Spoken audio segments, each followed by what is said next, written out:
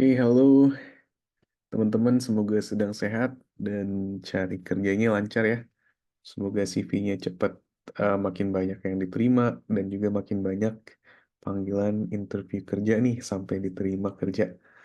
Oke, teman-teman, kita dari interviewku, kita hari ini mau ngedemoin ya kira-kira how it works, gimana sih caranya pakai interviewku dan workflow-nya kira-kira seperti apa. Ya, sebenarnya gampang banget. Teman-teman pertama perlu register dulu ya, register pakai email, pilih username, password, nanti habis itu langsung bisa masuk. Oke, kalau ini tampilan pertama ya, habis kita masuk, itu seperti ini. Jangan lupa kalau ini belum keluar, ada tombol di sebelah kiri atas yang bisa dipencet. Nah, ini ada beberapa isian yang bisa diisi. Pertama itu detail sesi interview, yaitu isinya biasanya itu job role atau job description di postingan employer-employer nih. Misalnya kita di sini kita pakai business consulting nih, role-nya business consulting di EY. Oke, gampang aja kita tinggal drag, kita copy paste, ya. Eh, ini harus satu-satu kayaknya nih. Oke, job qualifications. Ya, kita masukin ke sini. Nanti ini jadi bahan untuk AI-nya, untuk virtual recruiter. Misalnya di sini kita bilang Ibu Angel ya, Miss Angel di sini nanti akan menanyakan beberapa hal berdasarkan job role dan job description yang teman-teman taruh. Yang kedua juga teman-teman bisa masukin CV-nya teman-teman ya di sini. Nanti itu akan di cross check juga sama virtual recruiter ini. Oke, misalnya di sini ada Michael Jordi nih ya, perumpamaan aja ini dummy person. Dia ada work experience jadi senior financial analyst. Di sini ada aktivitas-aktivitas pekerjaan dia sebelumnya. Kita paste di sini. Terus teman-teman bisa pilih nih, mau latihannya pakai bahasa Indonesia atau bahasa Inggris. Di sini aku pilih bahasa Indonesia. Terus konteks tambahan adalah di sini interview kerja. Nanti virtual coach-nya, virtual recruiter-nya akan menyesuaikan. Oke, teman-teman, kita udah ngisi ini ya. Terus aku pilih bahasa Indonesia. Terus konteksnya juga konteks interview kerja ya. Oke, jadi pertama-tama teman-teman klik submit dulu.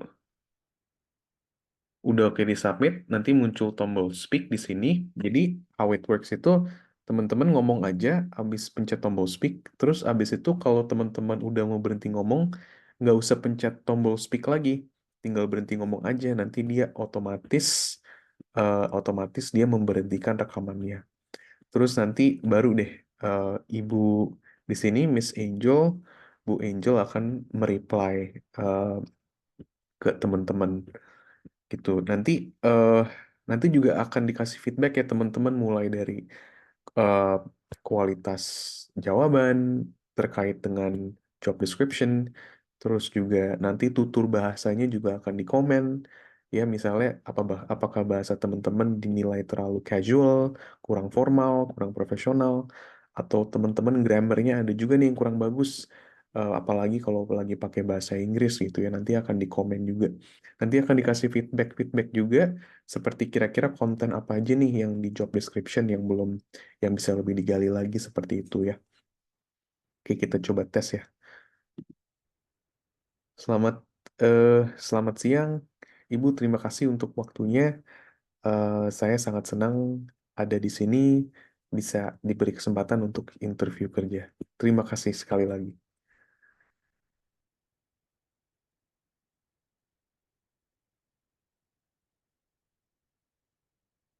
Selamat siang, Michael. Senang bertemu denganmu. Bagaimana kabarmu hari ini? Nah, udah ya. Kita langsung aja nih lanjut terus ngomong terus. Kabar saya hari ini baik, Bu. Terima kasih. Sehat. Saya sangat semangat nih untuk mulai interviewnya. Saya sudah ingin kerja di sini sudah dari lama, cuman kebetulan baru dapat kesempatannya sekarang. Terima kasih.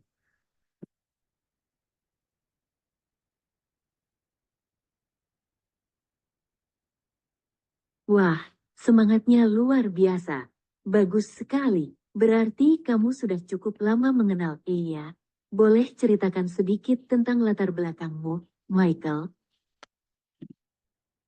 Eh, boleh Bu. Ya terima kasih. Saya punya beberapa teman di sana dan saya sudah banyak sekali ngobrol dengan mereka dan saya excited sekali untuk bisa mencoba di job role ini. Oke, latar belakang saya itu lebih ke financial management. Saya biasa analisa laporan keuangan, profit and loss statement, balance sheet, cash flow statement ya. Saya juga paham terkait matriks-matriks dan kaitan matriks keuangan tersebut terhadap matriks operasional ya. Misalnya bergantung misalnya untuk di divisi atau departemen production itu biasanya berkaitan dengan cost. Kalau marketing itu ada berkaitan dengan cost, biasanya cost of acquisition ya, cost of customer acquisition dan juga effectiveness dari program marketing sendiri seperti advertisement misalnya terhadap revenue.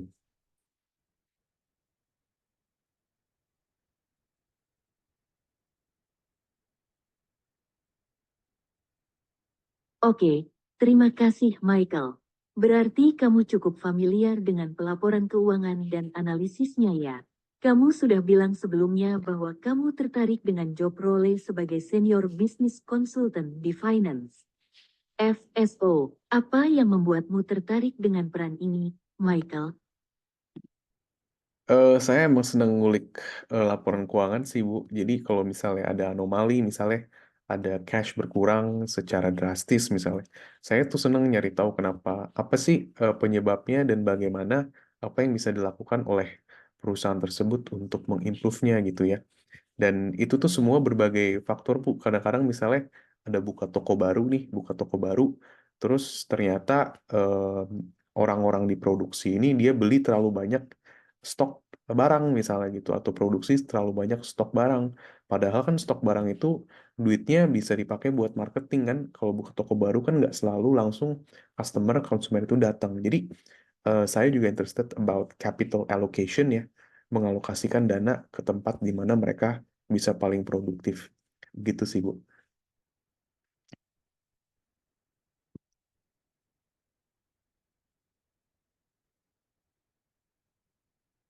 Wah, menarik Michael. Kamu punya ketertarikan untuk melihat data dan mencari tahu penyebab di balik anomali dan bagaimana perusahaan bisa mengatasinya. Jadi, kalau di A kamu mau fokus di bagian apa nih? FSO kan banyak cakupannya, misalnya digital finance, performance and value management, regulatory compliance, atau global business services.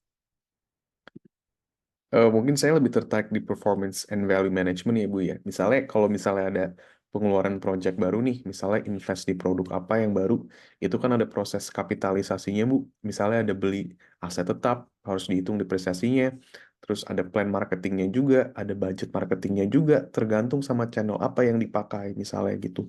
Jadi membuat financial unit economics assessment yang baik, yang akurat, itu menurut saya sangat menarik karena eh, perusahaan itu akan bisa mendapatkan in the end of the day mereka mendapatkan cash yang lebih banyak dari revenue dan juga dari cost yang wajar, expenses yang wajar, yang teratur dan worthwhile ya tentunya. Jadi in the long run itu mereka bisa produksi misalnya namanya free cash flow, matrix free cash flow. Itu sih Bu yang saya sangat tertarik.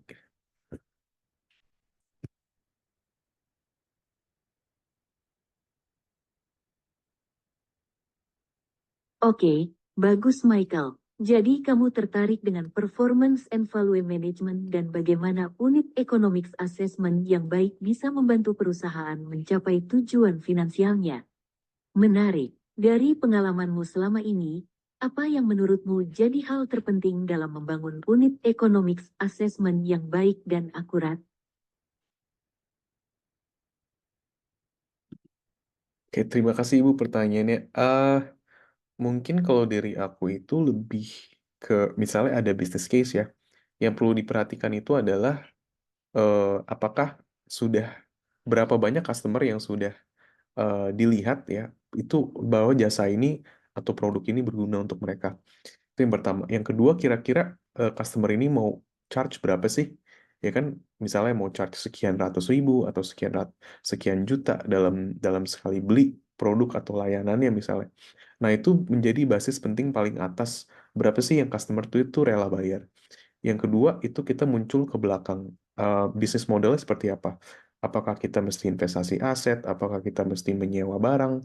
Apakah kita mesti partner dengan orang lain? Berapa biaya bahan baku kita?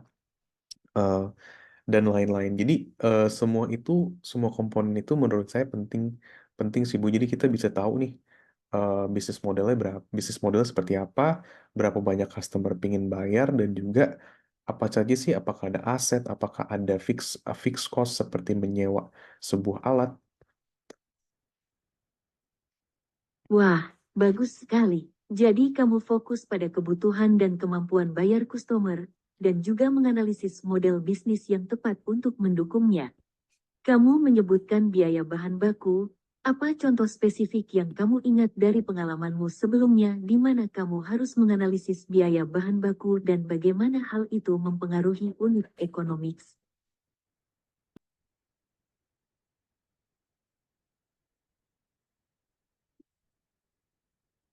Oh iya, terima kasih Bu. Oke, jadi waktu itu kita lagi mau buka eh, toko baru tuh, ya kan? Nah, abis itu sih sebenarnya gini, jadi ada kebiasaan di teman-teman marketing mereka misalnya pakai, misalnya mereka nge-price produk itu based on competition ya. Jadi ada player di sebelah, mereka pricingnya sekian gitu kan. Nah, eh, setelah itu, jadi yang biasa dilakukan adalah ya udah deh beli aja deh bahan bakunya, terus tapi kurang dihitung ya stoknya harus berapa misalnya gitu. Tapi terus mereka udah pricingnya segitu aja tuh. Tapi ketika lama-lama pas dilihat unit economics, profitability per produk itu jadi nggak terlalu menguntungkan. Ada beberapa faktor di sini. Kadang-kadang inventorinya terlalu banyak yang dipegang. Kadang-kadang juga apa namanya, buka buka toko tapi mungkin marketingnya belum terlalu dikuatkan ya budgetnya dan strateginya misalnya gitu. Eh, dan ujung-ujungnya juga ketika itu sudah dilakukan, even ternyata harga barangnya kurang tinggi gitu. Mungkin mungkin kalau ngelihat kompetitor, mungkin kompetitor nyewa toko yang di tempat yang murah, cuman ternyata kita sewa di tempat yang lebih mahal, tapi harganya sama kan, jadi kurang make sense ya. Tapi itu sudah di resolve sih.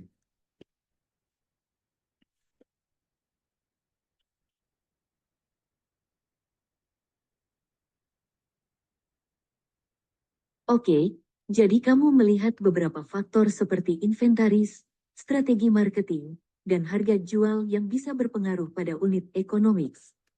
Nah, bagaimana kamu menyelesaikan masalah tersebut? Bagaimana kamu meyakinkan tim marketing untuk mengubah strateginya? Oke, terima kasih Bu. Jadi saya sih cuma ngasih lihat ya, saya bikin financial model yang cukup sederhana. Saya masukkan harga jual saat ini, saya masukkan biaya pokok penjualan, istilahnya harga bahan bakunya segini. Jadi kalau dijual itu per produk kira-kira segitulah. Oh iya, dimasukin juga Bu, misalnya kan ada beli alat tuh, misalnya beli alat kasir ya, terus beli meja, beli bangku ya, setiap kita beli toko baru. Nah, itu sudah saya hitung juga kira-kira depresiasinya berapa. Nah, pas di jumlah-jumlah, dikurang-kurang itu, ternyata eh, keuntungannya itu di bawah 10% marginnya selama, apa namanya, selama masa project tersebut, selama masa toko tersebut barang-barangnya bisa dipakai gitu ya. Udah, dan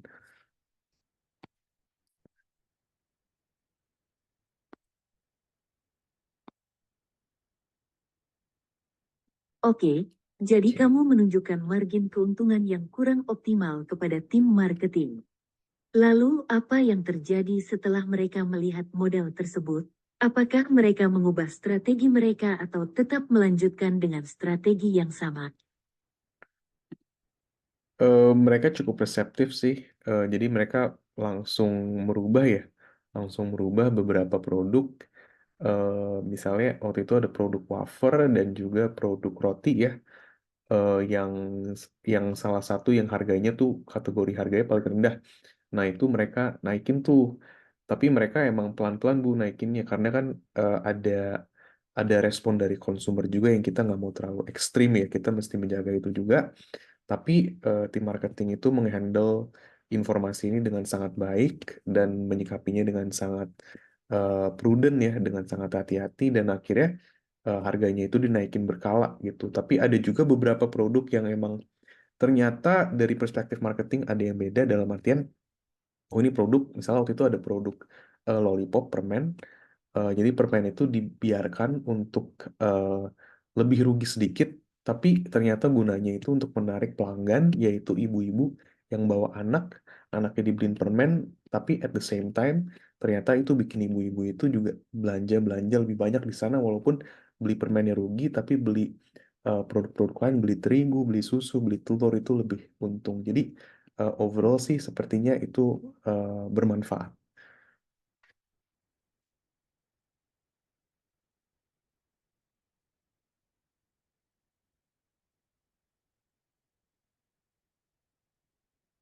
Oke, menarik sekali Michael. Jadi kamu berhasil meyakinkan tim marketing untuk melakukan beberapa perubahan, seperti menaikkan harga beberapa produk dan menggunakan produk lain sebagai penarik pelanggan. Bagus sekali. Sekarang, bagaimana dengan pengalamanmu dalam menggunakan software atau tools untuk analisis keuangan? Apa saja software atau tools yang biasa kamu gunakan? Oke, terima kasih Ibu untuk komplimennya. Jadi, oke, eh, hmm, software itu saya sebenarnya belum terlalu banyak sih ya Bu ya. Paling Microsoft Excel sama beberapa software accounting lainnya lah. Itu aja sih paling.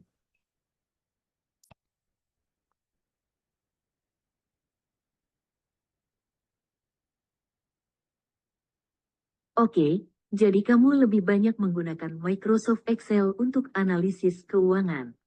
Kalau boleh tahu, apa saja fitur Excel yang paling sering kamu gunakan untuk analisis keuangan? Mungkin feature Excel yang paling saya sering lihat ya, em, paling kayak pakai beberapa makros, terus pivot table. Habis itu, habis itu, saya juga suka pakai pertambahan perkalian, pembagian, gitu-gitu sih paling ya Bu.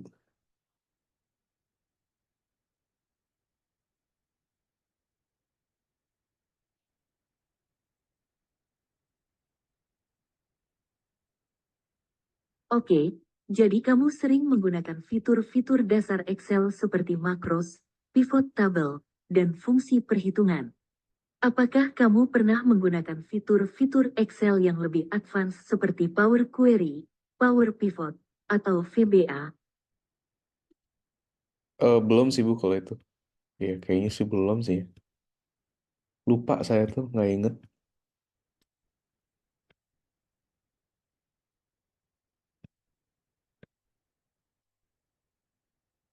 Oke, tidak masalah Michael. Kita bisa bahas lebih lanjut tentang kemampuan teknis kamu nanti. Sekarang, kamu sudah menceritakan beberapa pengalamanmu dalam melakukan analisis keuangan dan menyelesaikan masalah.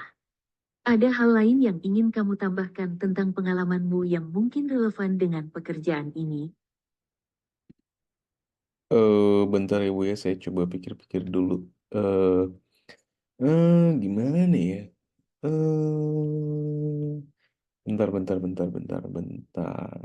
Coba saya pikir, tapi kayaknya sih belum ya sekarang.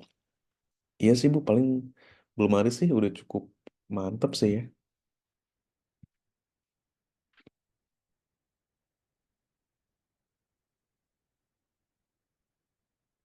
Oke, tidak masalah Michael. Sekarang, bagaimana dengan pengalamanmu bekerja dalam tim? Kamu pernah bekerja dalam tim dengan anggota yang beragam latar belakang dan budaya, atau mungkin dengan tim yang tersebar di beberapa lokasi? Oke, teman-teman mungkin ini agak ekstensif ya. Jadi eh, salah satu cara untuk mengakhirinya kita tinggal pencet speak lagi, terus kita langsung minta feedback aja, terus nanti akan diberikan feedbacknya. Tadi ada beberapa part ya di akhir-akhir aku sengaja untuk ngomongnya agak ngelantur, terus nggak lengkap, terus agak pelin-pelan. Itu yang kita harapkan untuk agar si virtual recruiter ini juga menangkap aspek-aspek tersebut ya. Jadi itu bisa jadiin bahan feedback buat kita. Maaf, kayaknya boleh nggak ngasih udah, makasih ya untuk interviewnya. Apakah Anda bisa memberikan feedback kepada saya? Tolong berikan feedback yang komprehensif ya. Makasih.